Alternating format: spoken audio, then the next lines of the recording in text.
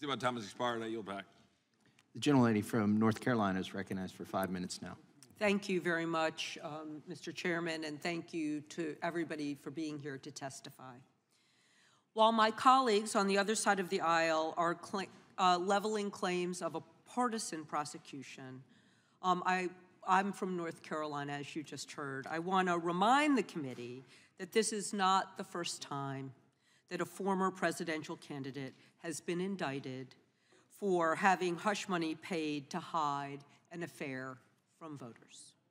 The last time in my memory that this happened, it was a Democrat who was indicted, and the charges were brought by a Republican federal prosecutor, George Holding, who weeks after filing those charges resigned to run for the same seat in Congress that I now hold. That was in 2011. And federal prosecutors charged John Edwards, a former senator from North Carolina and two-time presidential candidate, for soliciting nearly $1 million from donors, including Bunny Mellon, to keep details of his relationship with his mistress, with whom he had fathered a child, from coming to light. Now, while Edwards' defense team argued that his prosecution was politically motivated, the Obama Justice Department defended the charges, even though they had originated with a Republican prosecutor, arguing that that administration had a duty to prevent candidates for high office from abusing their power to subvert the integrity of democratic elections. Now, as you heard earlier, in 2012, a North Carolina jury found Edwards not guilty of one count of receiving illegal campaign donations and deadlocked on the other charges. Now, I followed the Edwards hush money case, and I also followed the Trump hush money case. I don't know how you couldn't have. And I'm confident that if the prosecutors in the Edwards case had the type of evidence that the prosecutors in the Trump case presented, we would have seen a very different verdict for John Edwards.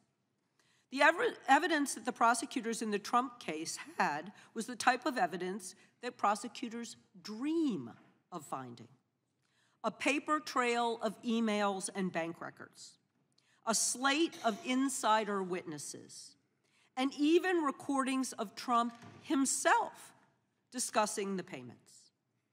So I want to remind my colleagues on the other side of the aisle that these charges against Mr. Trump are not unprecedented or baseless, that the verdict is not, as one of my colleagues on this committee recently claimed, comparable to the injustice against Black Americans during the Jim Crow era. That's disgusting. Most importantly, this was not lawyers with the Manhattan DA's office or the Department of Justice that convicted Trump of these crimes. It was a jury, unanimously, 34 times, and quickly. So, Ambassador Eisen, I'd like to ask you, why is it important for democracy that presidents or presidential candidates, no matter what party they come from, be accountable for their crimes and not be held to be above the law? Ms. Ross, it's the fundamental American idea. We were speaking earlier of the proud history of our country with all our challenges over the centuries. We overthrew a system and a king, George III, where one man was above the law. In his place, we put the Constitution and the founding American principle: no one is above the law. If Donald Trump, as the jury unanimously found of 12 of his peers, covered up 2016 conduct of a pattern that we saw again in 2020, we see him limbering up for in 2024, then he deserves to be found guilty. If 10,000 other cases, approximately, in New York since 2015 have resulted in prosecutions, he should not be held to a different standard when he falsifies business records to cover up another crime. That's what America is. That is why this verdict was so important. And again, Ambassador Eisen, do you think that the Obama administration was correct in not interfering in the John Edwards prosecution? I do. You correctly point out that case relied on the testimony of a former campaign aide, Mr. Young, and his wife, Sherry. Weak witnesses, contrary to what we saw in New York, witness after witness, document after document. An overwhelming factual and legal case that will withstand appellate review. Thank you, and I yield back. Gentlelady yields back. Gentlelady from Wyoming is recognized for 5 minutes. Mr. Eisen, what you've just stated is so utterly and completely absurd, it's almost impossible to even respond to it. This case will be reversed on appeal. The level of egregious reversible error that was demonstrated by this judge and by the prosecutors is absolutely off the charts. I've never in my entire career seen anything even close to it. I think you recognize that. I think the vast majority of the American people recognize that. I really want to focus on the equal protection and due process issues that are so clearly evident here. And the fact, Mr. Eisen, that you keep going back to 2016 and what occurred in 2016 is extremely important from that standpoint. Ms. Foley, is there a due process and equal protection aspects to statutes of limitations? Well, I mean, statute of limitations can be, I guess, evaded, I suppose, in ways that could violate the due process or equal protection. Well, and in fact, in this kind of a circumstance, that's what you see. We've got a situation where the alleged crime was committed in 2016, and they had to bootstrap it to something that occurred years later to try to resurrect what was really a dead case.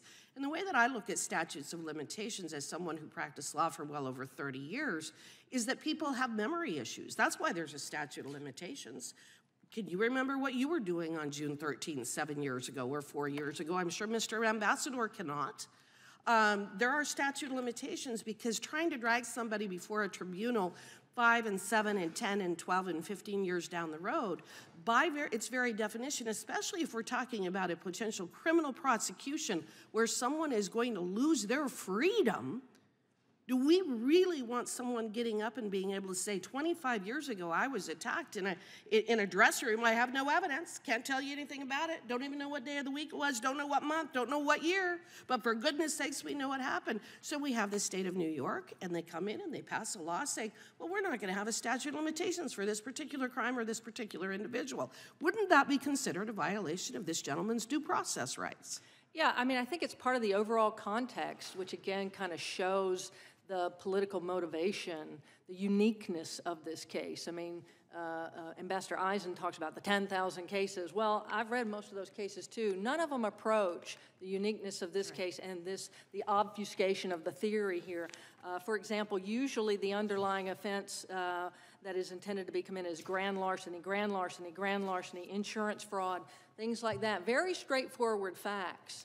But by making the underlying offense here federal New York election law, which itself required proof of unlawful means, which then hinged upon FICA, tax laws, falsification of business records, it just got more and more and more unclear and exactly what Mr. Trump was being charged with. So all of these facts suggest that there's a shocks the conscience due process violation here, in addition to the notice problems I've pointed out. Well, and I think that there's the due process issue, but Mr. Bailey, let's turn to you and let's talk about the equal protection aspect of it. As you've just described, Ms. Foley, this is one case against one man for one purpose. And in fact, the governor of the state of New York has said it. Look, everybody, don't worry, we're not coming after you for these kinds of fraud claims. We're just going after Donald Trump.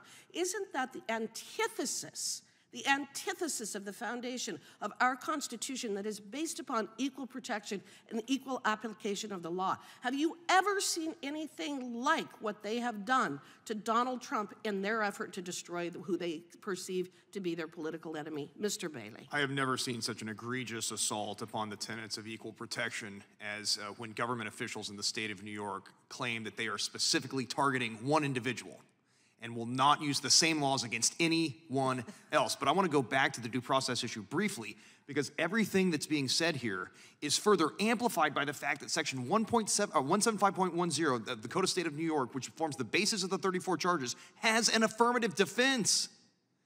that requires the defendant to get a preponderance of the evidence. How can he go get his evidence if you bring the claims late? Statute of limitations are intended to prevent sandbagging of claims. That's exactly right.